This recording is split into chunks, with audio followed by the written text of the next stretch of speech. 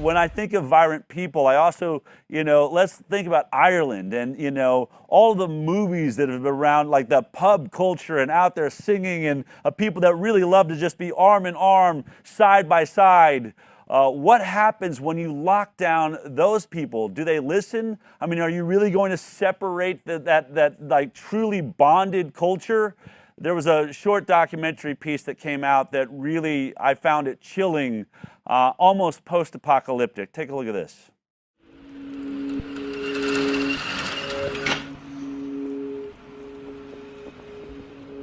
I'm nearly 50 and I've never seen anything like this lockdown. Yeah, it's very dead, isn't it? Apocalyptic kind of thing, It feels more sad than 1 year ago, Hopefully the summer is about to come, so it will improve.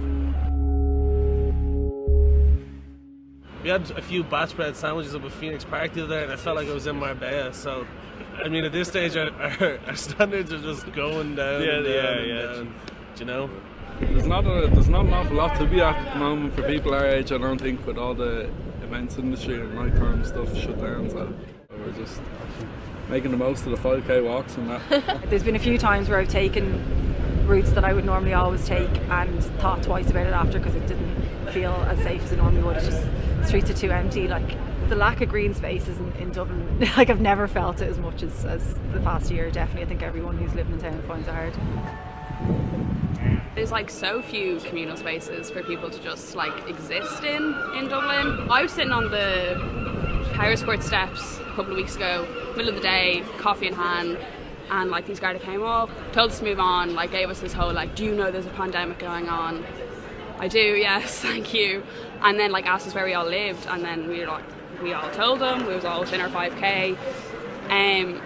And then we like left, and we all went the same direction, and he told me that I was going the wrong way, that I lived that way, so I need to be going that direction. And I was like, are you trying to tell me which direction I need to walk home in, like at 3 o'clock on a Tuesday? Okay, like it's pretty intense. Like we live at the bottom of Henry Street, and it's become like half the shops that haven't been gutted are full of just tents now. Every night I'd say we would serve between in and around 200, sometimes more, sometimes less. You'll have seen some of the children there. Some of the girls are pregnant, so it's from there right the way through to, we had an old man here and he'd be 70, I think he said he's 76. A lot of people have lost their jobs, obviously, or even if they're on the pandemic payment. If rent is due, I don't care what the state says about there's no evictions, people are being made homeless, and they're here.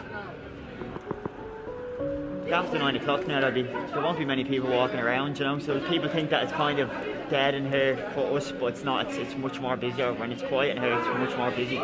Definitely loneliness. It's more about the chat than giving them the cup of tea and sandwich, Yeah, we're breaking the rules, but what about, the government having an annual golf meetup after giving the youth shit? We've heard a lot about schools and a lot about childcare and stuff like that, but we haven't heard anything about college, and we're missing our friends. You've been paying $3,000 a year for college and you haven't been mentioned once. So it's a bit hard to abide by what they're telling us when we haven't been told anything about what we've paid for.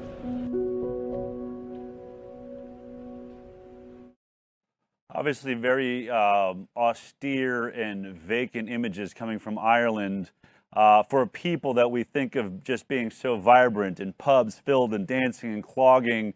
Clearly not the images that we're seeing there. But to get a better understanding of what's actually happening in Ireland, I'm joined by one of our favorite guests, Dolores Cahill, a scientist who has worked on international projects around the world, including the Protein Project, mapping the proteins of the body. All of this affects you more than just the science and the medicine. We're trying to reach out during this show around the world because we're getting no news here. We're all living in bubbles now in a modern age where we have the internet and we have news that's supposed to be broadcasted what's happening. I don't think I've seen anything about Ireland. I hear murmurs that you can only travel short distances. I've seen, some videos of people's doors being kicked in by the police. But I wanted to get a sense from you, in Ireland, what have these lockdowns, do you think they've been more strict there than say in the UK or other parts of Europe? Is it the same? What are the rules and how is this going in Ireland right now? So lovely to be back on again, Del, and I'm a great fan of the High Wire. Thank you. So I suppose in Ireland we have the longest continuous lockdown, I think, in the EU, the European Union, if not in the world. So it's not going very well in Ireland on the one hand. And, for maybe 7 or 8 months, especially in 2021, many children didn't attend classrooms and university. They did a lot of their education online. And many of the businesses in Ireland have shut down and people are working from home. And really, I think it has decimated the economy. And there has been a huge increase in the number of people that have died by suicide. So that's, in a way, the reality. And it's quite similar to many countries around the world. Here, I live in Texas. We're a little more open, even for, America. America, though, basically sort of rolled back the mask mandate for a little while. We're getting news, right now that's shifting. Masks are being discussed again, a future of lockdown. But we opened up for a while. Texas, Florida really seemed to lead that charge here in America. Did Ireland ever have that sort of maybe eye of the storm moment? Have you really, relaxed some of the restrictions over the last couple of months in the middle of the summer here? So I think I don't really follow, in a way, a lot of these restrictions, but I do know we'll say around St. Patrick's Day and also last year, they did have restrictions, saying, which is entirely unlawful, that people can only travel within 5 miles of their home. Okay. And they have these, acts called COVID-19 2020 statutory instruments, where they're saying there can only be limited number of people at funerals and at weddings and gatherings. And I think, Del, I have traveled everywhere in Ireland throughout the whole thing and without a mask and in the airport, multiple times coming back. And I have presented voluntarily with people in court, not wearing a mask. Even all the judges and the police would be, and they say, well, you have to wear a mask. And I just go, no. I have inalienable rights of bodily integrity, and I say I accept your oath to the judges and the police. Are you acting under it? They don't answer, and then you ask them their name, and generally they don't answer. And I've been partly involved in trying to provide information that people have, freedom of travel throughout Ireland, freedom of speech, bodily integrity, and all of these COVID-19 statutory instruments and acts are not compliant with the rule of law and our inalienable rights that are enshrined and protected in the Constitution. And when you say it to judges and police, they literally, stop talking and let you travel, say, yes, you don't have to wear a mask, whether you're in a court or in an airport or in a business. So I suppose what it's exposing, what's going on is unlawful. And the individual men and women who are doing it are generally committing multiple crimes like coercion, misrepresenting the law, or unlawful detention by the police, even restricting you on the street or at an airport, trying to say that they have the power to curtail your movement and your travel, which is unlawful, and they do not have it. What's the morale of Ireland as you travel around now? Are people essentially complying? Do they agree with the government as a majority, or do you feel like there's a real pushback? Is there a loss in confidence in the government? So I guess really, would you say that most people feel like they're being protected by the government, or do they feel like their rights are being obstructed by the government right now? That's a very good question. So, for example, on Saturday, the 24th of July, we had, celebrated World Freedom Day in all over Ireland, and in Dublin, there was around 30 to 40,000 people walking the streets, and we had a wonderful rally and a wonderful day. So that was one of the biggest peaceful rallies in Ireland. It was a real family atmosphere, with families and children. So I think there's kind of a divide, as we see in most countries. The people that are aware of the unlawfulness of what's going on and that there are prevention and treatments for influenza-like illness. So therefore, there was never any need for the lockdown, no need for mask or social distancing. Those people, will never go back, and they're just viewing what the politicians and the police and, and even the doctors and the medical profession. There is no need, for example, to wear masks if prevention and treatment is available and people understand that there is no need to fear, and that these masks and a lot of these rules cause more harm than good. I suppose to answer your question, it's very hard to know how many people, but I would say maybe 2 in 5 people, so almost half of the population, know what is going on and the lockdown is entirely unnecessary. And generally you have another half of the population, and often they watch a lot of the TV, like from RTE, and listen to the radio, like the BBC, and they really, are not given the information that all of this is unnecessary, and they do believe, and many of them sadly have been taken the injection because they are not really aware about there is prevention and treatment, and that the lockdown and a lot of the injections and vaccinations are not necessary when you have prevention and treatment. Has the vaccine been mandated? Is it mandatory right now, or is there any sort of, we hear about passports in the EU, are there any restrictions for the unvaccinated compared to the vaccinated, or is everybody being treated equally right now in Ireland? There has been an unlawful piece of information passed about a week ago through our Houses of Parliament and the Dáil, and that is to discriminate against people based on their health status and their vaccination status. And that is saying, which is unlawful, that only people can eat indoors in restaurants that have been vaccinated. But of course, Del, what this whole thing is exposing is kind of crimes including malfeasance and malfeasance in public office. And that is a crime of up to 10 years and is particularly directed at civil servants, at police, at the members of parliament, the prime minister and the president and the attorney general. And about 2 months ago now, I've written a notice of liability for harm and death to all of those. That is actually a crime for up to 10 years in prison for them to, they must know malfeasance, either you knew or you should have known that there are prevention and treatments, and therefore passing a piece of legislation that actively discriminates against people based on their health status is unlawful. So it would be like, 20 years ago, discriminating on someone and asking them, what is your HIV status? Right. And then saying you have to eat outside.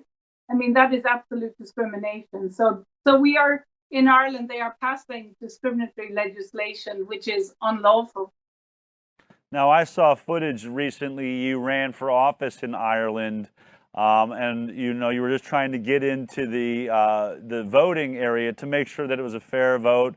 My understanding is you have the right to be in there, but they weren't letting you in. Here's just a little piece of that video footage right here.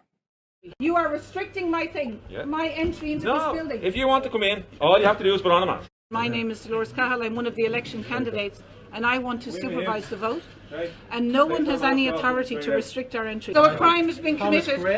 Can you identify yourself? You're required under the Securities Act to identify yourself as a crime. Are you? Can you please take off your mask? We're at a distance. You're committing a crime. What are you hiding, guys? What's going on? Why are the members of An Garda Síochána preventing us looking at the counts? Are you afraid I might see that I might get elected? Do I have a problem with this vote? No, I don't. Listen, let me go. What are you afraid of, Hugh? Are you afraid I might get elected? You have a special and very sweet way to raise hell. We've watched it. You've been so dynamic.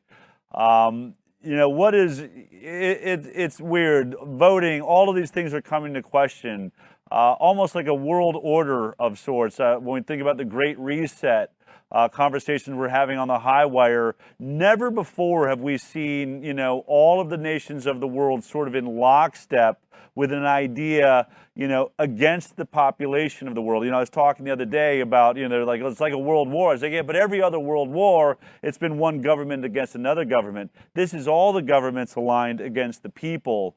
As a scientist, you have a different, I'm sure, more vivid viewpoint. You understand how the immune system works. You've been very outspoken about, the use of treatments that can handle this virus, the dangers of a vaccine that hasn't been properly tested.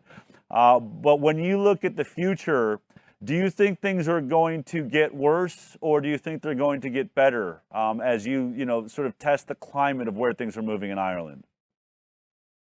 So that was an excellent question, Del. So I think what it is we have two kind of parallel worlds going on. We have a parallel world where, as you saw there, I stood for election in order to get standing, in order to see how the voting and democratic process works.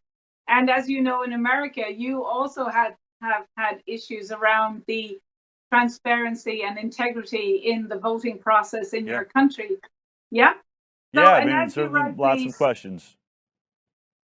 Exactly, yeah. And so the thing is, I suppose what a lot of us are doing, and I've been writing to the Attorney General and the head of the Guard, the head of the police, let's say in Ireland, Garda Síochána, and they, of course, have said if you are dealing with members of the police on Gardaí, as we say here, they have to show their warrant oath card. That means they are upholding the law. And part of the rule of law in Ireland is you have inalienable rights to travel, and the police cannot stop you. So what I was trying to do there was to get into a building, and the person that was dressed up in police uniform did not show his warrant oath card, which means he wasn't acting as a member of Garda Síochána, but he still was trying to prevent me from looking at my votes being counted. But that voting and that day was not about me. That day, in a way, was to show the Irish people that when we have the next election, that maybe everyone who wants to, assert their inalienable right of bodily integrity, or if they're exempt and don't wear a mask, that essentially they're saying there are two classes of people that can engage in the democratic process, those, which is entirely unlawful and, again, discriminatory. So I think when you are asking, where is this going? Is it going in a good way or going in a bad way? What really is doing is these acts that are unlawful and essentially, entirely irregular, because if you are a candidate under the Electoral Act and under the law, no one can prevent you from seeing your vote, which they did. But if that happens in our next general election, that means that people will not trust in the voting process, in the people that are elected. And essentially, that is another way of undermining the cohesiveness and the trust in society. But what is the beauty of what happened there is kind of showing that video got 600,000 views within 12 hours. So kind of the good news is that the people who are awake, who are probably half of the country, are saying, wait a minute, this is not right. Because if you make, vitamin D, ivermectin, hydroxychloroquine, and zinc available, there's no need for all of these lockdowns and preventing people, going to meetings and children going to school and people going to their work. So the people that are awake are getting more information and more knowledge about the law, and more kind of working together to hold people to account, whether they're doctors not giving treatment or doctors enrolling people on clinical trials, which these mRNA injections are. Yeah. And in the EU, there's 1.7 million on the 1st of July have adverse events and 17,000 deaths. And these are clinical trials. And normally in the world, if 50 people die, all of the clinical trials around the world would be stopped. So we have more than 17,000 people. And again, the regulators and the people in the Department of Health and the government are again not doing their job. And the pharmacists and the doctors should be telling people that there is significant death and adverse events in these trials. So we may have a very tough year or two ahead.